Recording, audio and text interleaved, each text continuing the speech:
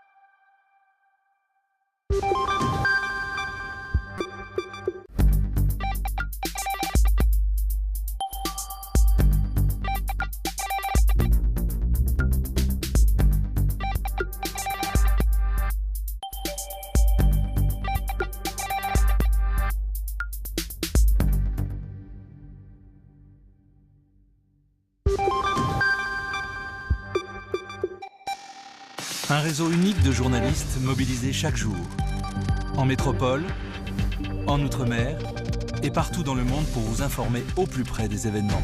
France Info, l'info partout.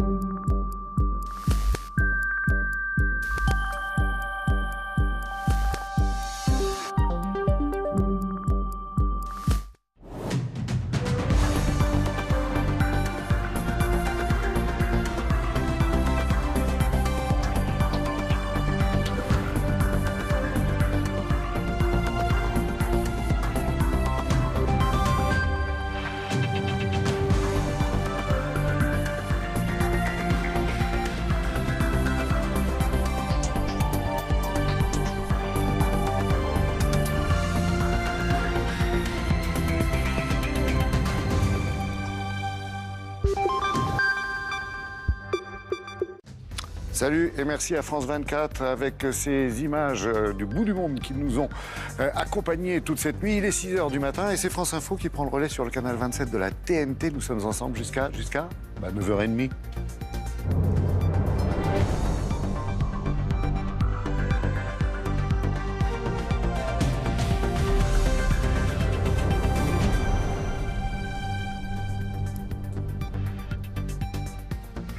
« 6h, on retrouve Sébastien Thomas pour le premier journal de la rédaction. Ouais, avec à la une, Sébastien.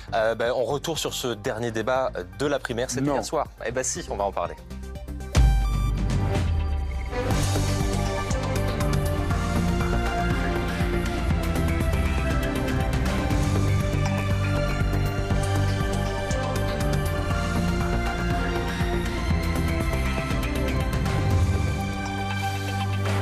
Bon réveil à tous, il est donc 6h et à la une en ce 25 novembre. Deux anciens premiers ministres qui veulent devenir président. Débat d'entre deux tours à droite hier soir, projet contre projet.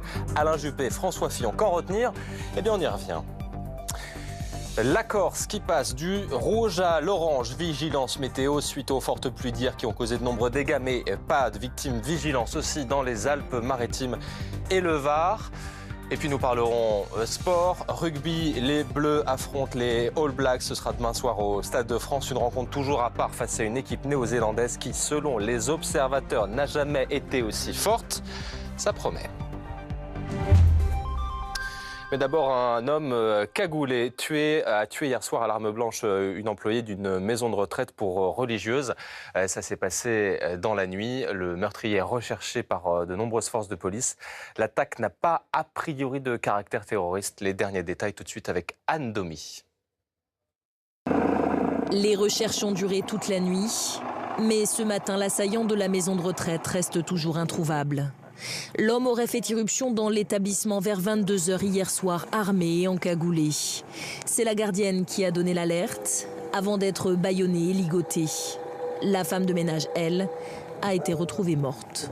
À l'heure où je vous parle, nous ne connaissons pas les motifs de la personne qui a causé la mort de cette dame. En l'état de l'enquête, il n'y a aucun élément qui permette de caractériser les motifs de cet homme.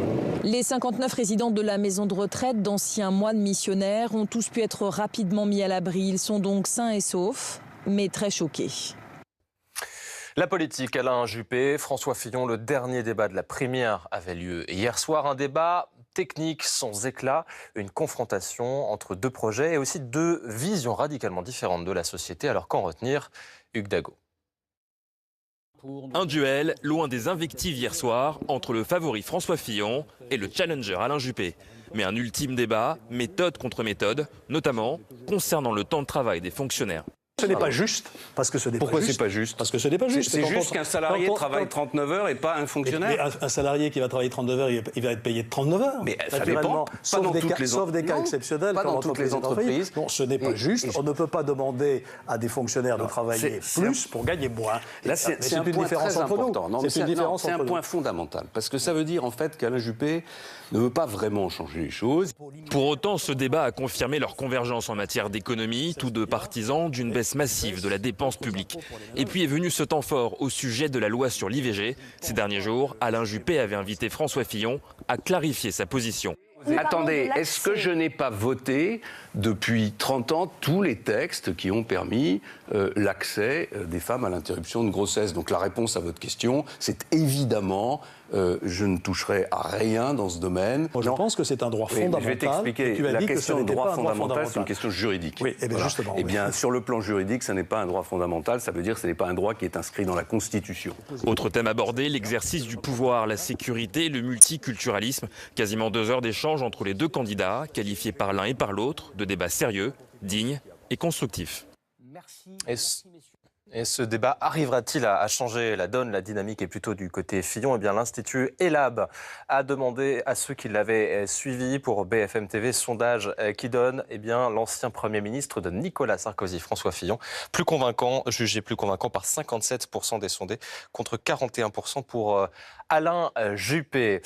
En France, 200 policiers ont manifesté à Paris sur les Champs-Élysées hier soir après s'être rassemblés place de la Concorde. Ils ont remonté l'avenue en chantant la Marseillaise avant de tenter en vain de défiler devant